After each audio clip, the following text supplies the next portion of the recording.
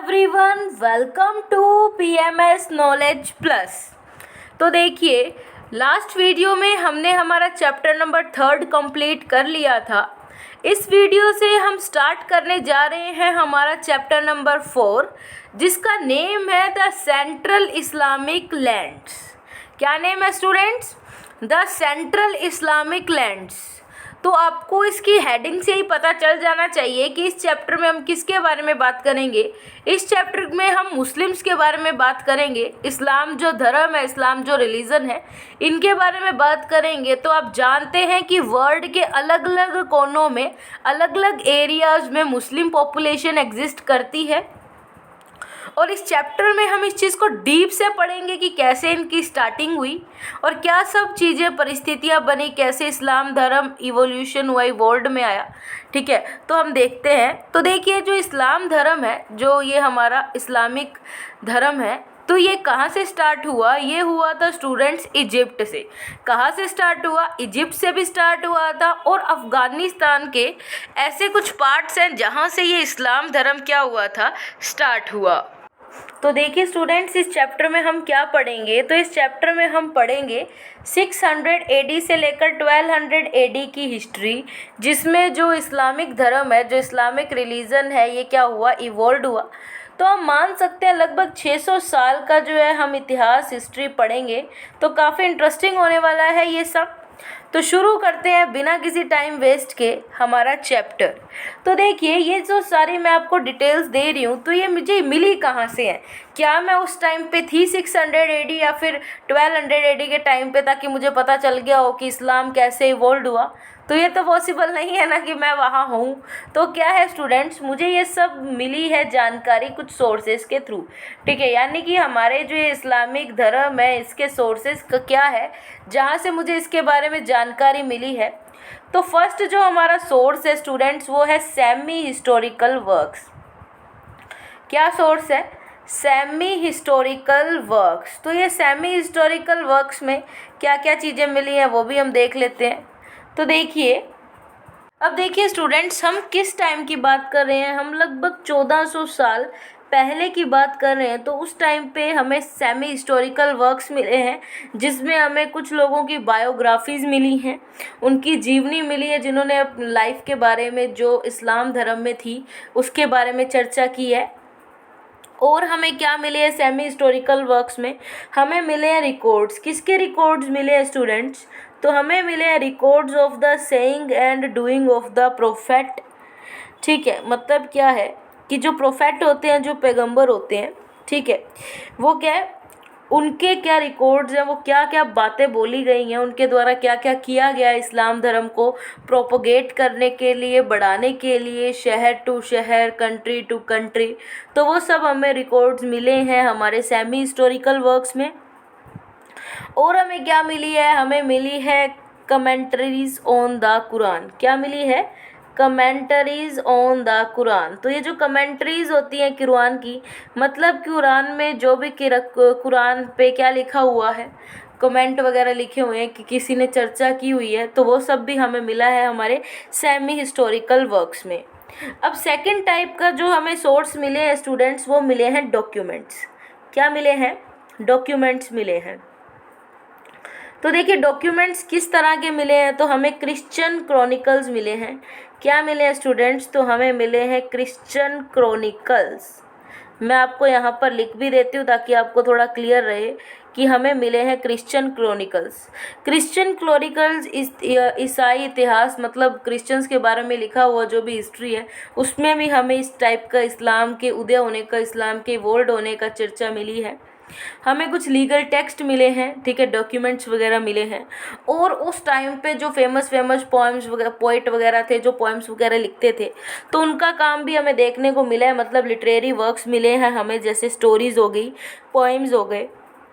और हमें कौन सा थर्ड सोर्स क्या मिला है? हमें मिले हैं ट्रैवल लॉग्स। इसको मैं लिख भी देती हूँ। हमें मिले हैं स्टूडेंट्स ट्रैवल लॉग्स। तो ट्रैवल लॉग्स क्या होते हैं कि जो वहाँ पर गए हुए होते हैं, वहाँ पर यात्री जो उस टाइम पे गए होंगे, उन्होंने क्या बताया है इस्लाम धर्म के बारे में, इस्लामिक रिलीजन के बारे में, उसका भी हमें पता चला है। ठीक है, ठीक है स्टूडेंट्स, तो ये हमें कुछ टाइप के सोर्सेज मिले हैं जिससे हमें पता चला है इस्लामिक धर्म के बारे में, इस्लामिक रिलीजन के बारे में। ठीक है स्टूडेंट्स, तो ये आप सबको पता चल गया। अब अगर आप कहीं और पढ़ेंगे तो हो सकता है कुछ और सोर्सेज मिल जाए, बट ये जो थे मेन सोर्सेज थे जो मैंने आपको बता दिए। ठीक है, तो अब हम हमारा नेक्स्ट टॉपिक स्टार्ट करते हैं, हम हमारे चैप्टर की बात आगे बढ़ाते हैं। तो नेक्स्ट हमारा टॉपिक आता है students, rise of Islam in Arabia. क्या पढ़ेंगे? Rise of Islam in Arabia, कि मतलब अगर जो इस्लामिक धर्म जो क्या हुआ है, इस्लामिक धर्म का उदय हुआ है या फिर इस्लामिक धर्म का राइज हुआ है, तो अगर वो अरेबिया से हुआ है तो वो कैसे हुआ है। जो प्रोफेट मोहम्मद थे, जो पैगंबर मोहम्मद थे, ठीक है, उन्होंने अपने धर्म को, अपने रिलीजन को कैसे प्रोपोगेट किया, फैलाया। और प्रोफेट जो मोहम्मद है उनसे पहले अरब की, अरेबिया में किस टाइप की कंडीशन प्रिवेल्ड थी। क्या प्रोफेट से पहले इस्लाम धर्म वहाँ पर था, मुस्लिम पीपल वहाँ पर एग्जिस्ट करते थे या नहीं करते थे। फिर हम पढ़ेंगे कि प्रोफेट मोहम्मद के टाइम पर किस टाइप से इस्लाम धर्म इवॉल्व हुआ। फिर हम पढ़ेंगे कि प्रोफेट मोहम्मद के बाद की चीज़ें, कि उनके बाद किस टाइप के लोग आए, किस टाइप के अदर पीपल आए जिन्होंने इस्लाम धर्म को नई ऊंचाइयों तक पहुँचाया।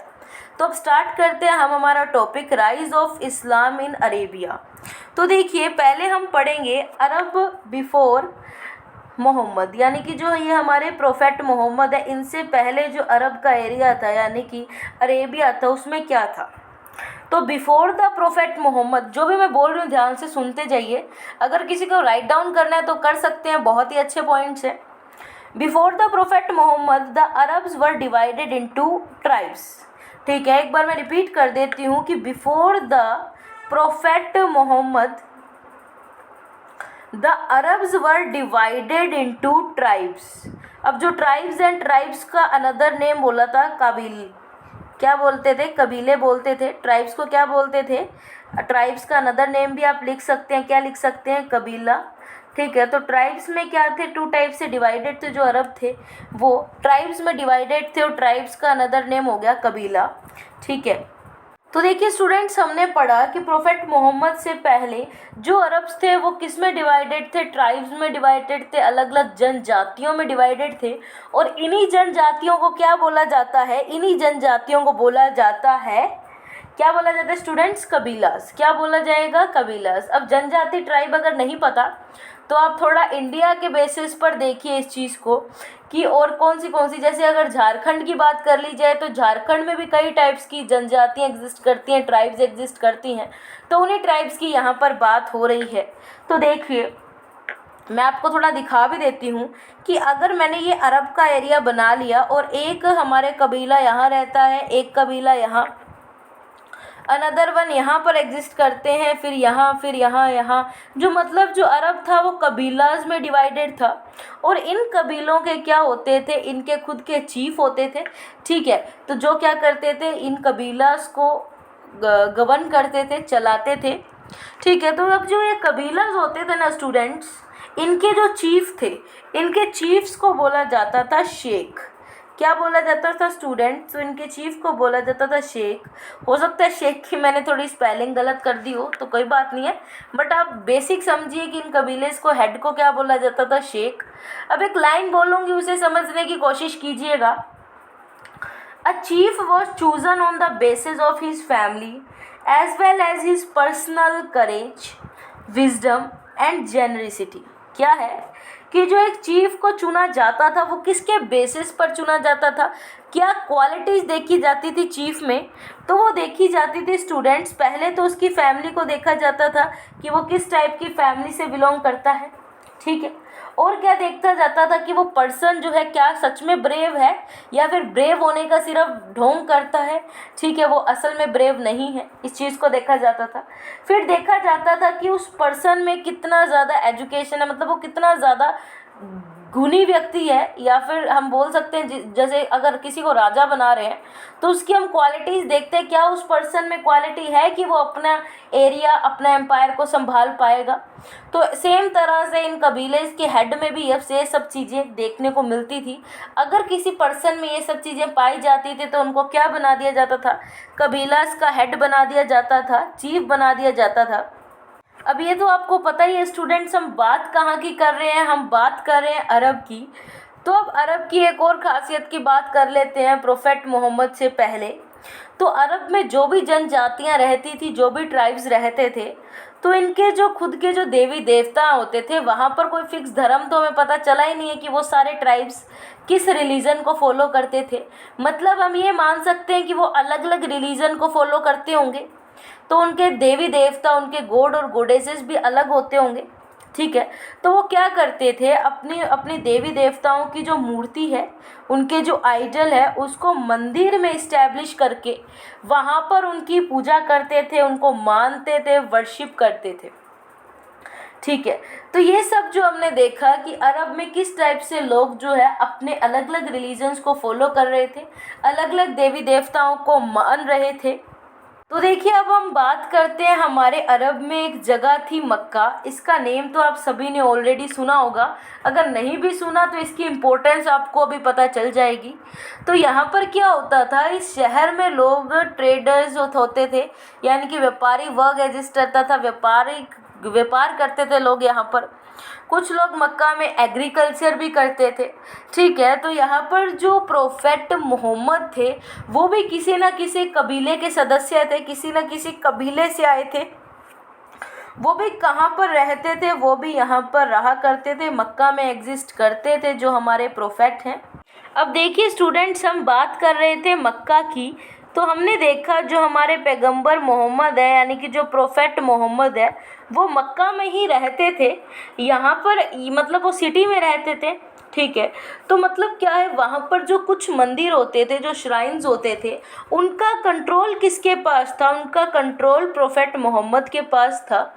मैं ये नहीं कह रही हूँ कि जितने भी मंदिर थे उनका कंट्रोल प्रोफेट मोहम्मद के पास था, लेकिन ज़्यादातर मंदिर के ऊपर कौन कंट्रोल करते थे? मोहम्मद कंट्रोल करते थे।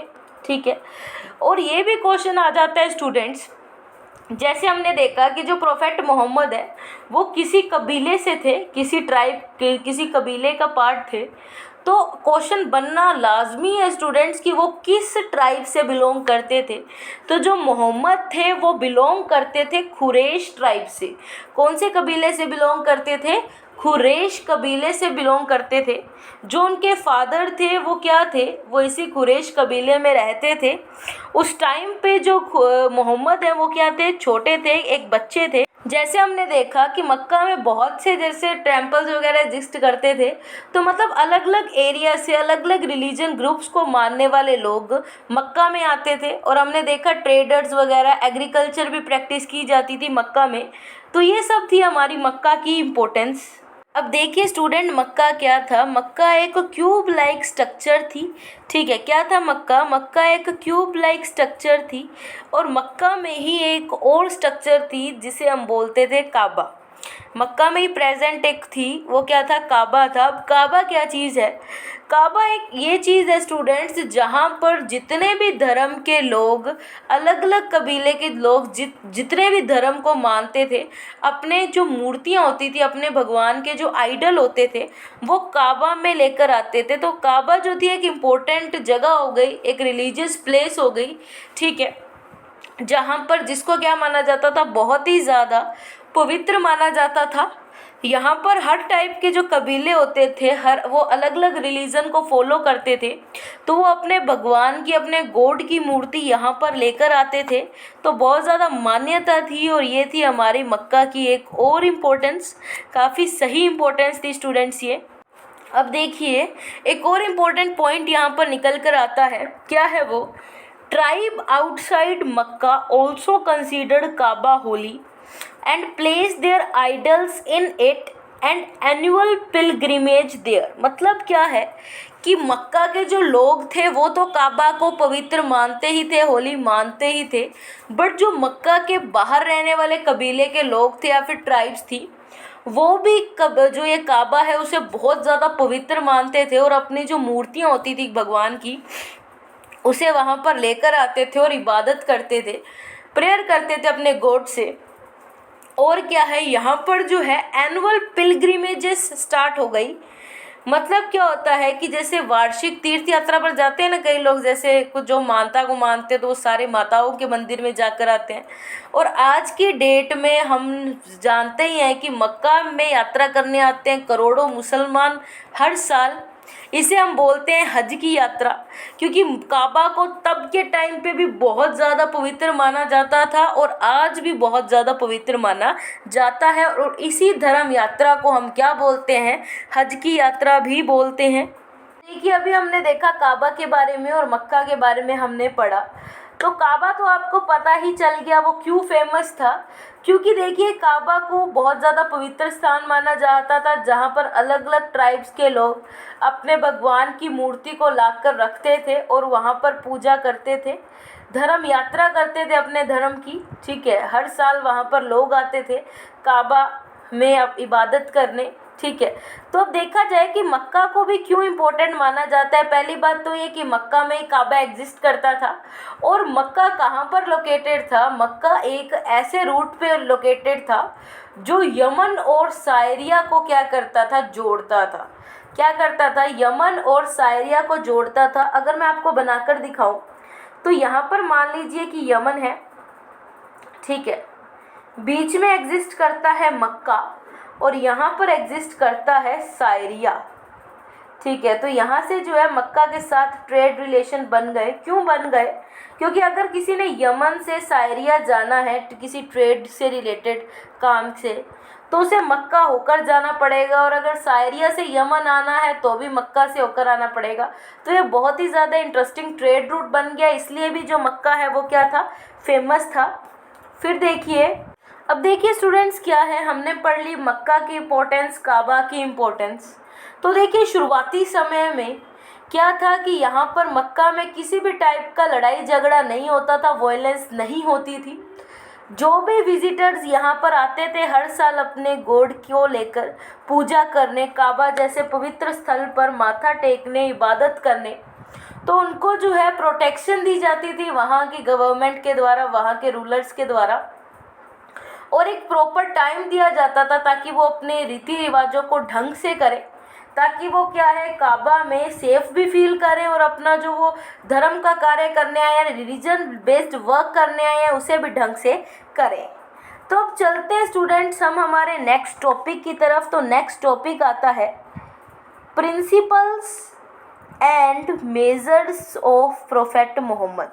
किसके बारे में पढ़ेंगे, प्रिंसिपल्स के बारे में पढ़ेंगे और तरीक़ों के बारे, मैसेजेस के बारे में पढ़ेंगे, किनके द्वारा, जो प्रोफेट मोहम्मद के द्वारा दिए गए हैं। यानी कि अब हम स्टार्ट कर देंगे स्टोरी प्रोफेट मोहम्मद की, कि वो कहाँ पर रहते थे। हमने पढ़ लिया मक्का में रहते थे, किस ट्राइब से बिलोंग करते थे, किस कबीले से बिलोंग करते थे, तो हमने पढ़ लिया कुरैश कबीले से बिलोंग करते थे। अब और बातें जानते हैं प्रोफेट मोहम्मद के बारे में, पैगंबर मोहम्मद के बारे में। तो अब देखिए स्टूडेंट्स, हम पढ़ते हैं कि मोहम्मद क्या थे। तो मोहम्मद हमने पढ़ा मक्का में रहते थे और वो क्या थे, अरब थे। ठीक है, अरब के निवासी थे तो अरब थे। लैंग्वेज भी वो यही यूज़ करते थे जो अरब में यूज़ की जाती थी। ठीक है, और क्या थे वो, प्रोफेशन मतलब किस टाइप के ऑक्यूपेशन में इवॉल्व थे, तो वो एक व्यापारी थे, वो एक ट्रेडर थे। कहाँ पर, मर्चेंट थे। कहाँ पर, मक्का में। अब देखिए, जब प्रोफेट मोहम्मद ने देखा कि मक्का में हर साल अलग अलग ट्राइब्स के लोग आते हैं, अलग अलग कबीलों के लोग आते हैं अपने अलग अलग गॉड्स को लेकर वहाँ उनकी इबादत करने के लिए, तो उन्होंने खुद को क्या डिक्लेयर कर दिया, उन्होंने खुद को मैसेंजर ऑफ गॉड डिक्लेयर कर दिया, अल्लाह का एक रसूल डिक्लेयर कर दिया। तो उन्होंने क्या कहा, उन्होंने ये बोला कि हम अलग अलग धर्मों को मानने के बजाय जो भगवान है वो तो एक ही है। और वो भगवान को उन्होंने क्या नेम दे दिया था, तो उन्होंने भगवान को नेम दे दिया था अल्लाह। तो उन्होंने कहा कि हमें अलग अलग देवी देवताओं के को मानने के बजाय हमें, भगवान तो एक ही है ना, तो हमें एक ही भगवान को मानना है और वो है अल्लाह। ठीक है, तो देखिए अब एक इम्पोर्टेंट लाइन्स भी आप सुन लीजिए क्या है। He declared himself to be a messenger of God and commanded to preach that Allah alone should be worshipped। मतलब जो अल्लाह है हमें सिर्फ उनकी पूजा करनी है, अल्लाह से ऊपर कोई नहीं। ठीक है कि जैसे हमने वीडियो में देखा था, क्या देखा था स्टूडेंट्स, कि जो प्रोफेट मोहम्मद की फैमिली थी वो क्या करती थी, कुछ मंदिरों पर उनका कंट्रोल भी था। तो उन्होंने पूरे एक ऐसे मान सकते हैं पूरी स्पिरिट से कहा कि अल्लाह एक ही है, अब से हमें किसको मानना है, अल्लाह को मानना है। और अल्लाह को मानने के लिए बहुत ज़्यादा लंबे चौड़े रिचुअल्स नहीं हैं, बहुत बड़ी परंपराएं नहीं हैं। आपको सिर्फ अल्लाह को मानने के लिए रोज़ क्या करना पड़ेगा, डेली प्रेयर करनी पड़ेंगी। और उन्होंने कुछ प्रिंसिपल्स बताए, उन्होंने कुछ टीचिंग्स दी, कुछ सिद्धांत दिए कि आपको अल्लाह को मानने के लिए ये सब चीज़ें नहीं करनी है। तो अल्लाह क्या हो जाएंगे, अगर आप ये सब चीज़ों में इन्वॉल्व होंगे तो अल्लाह आपसे गुस्सा हो जाएंगे। तो उन्होंने क्या प्रिंसिपल्स दिए थे जिन पर जो प्रोफेट मोहम्मद के जो क्या थे, जिनको वो क्या कर रहे थे, प्रोफेट मोहम्मद बता रहे थे कि आपको अब से ये सब चीज़ें नहीं करनी है, क्योंकि आप किनको मान रहे हो, अल्लाह को मान रहे हो। तो उनको पहले तो क्या करना था, चोरी से दूर रहना था। जो भी लोग अल्लाह को मानेंगे उन्हें चोरी नहीं करनी है। और क्या है, he bound together through common religious beliefs, यानी कि हमें अलग अलग रिलीजियस बिलीव में यकीन नहीं करना है, हमारा एक ही रिलीजन है, एक ही गॉड है, वो है अल्लाह। ठीक है, और उन्होंने ये भी कहा कि हम अब से सबसे अलग अलग नहीं रहना चाहिए, हमें सभी धर्मों को हमें बांध कर रखना चाहिए, टुगेदर रखना चाहिए, इकट्ठे रखना चाहिए। और जो गरीब लोग हैं उनको क्या करने चाहिए, हमें दान वगैरह करना चाहिए ताकि वो भी अपनी लाइफ सही से जी पाए। अब देखिए, जैसे हमने देखा कि मक्का में अलग अलग टाइप के लोग, अलग अलग धर्म के लोग एग्जिस्ट करते थे।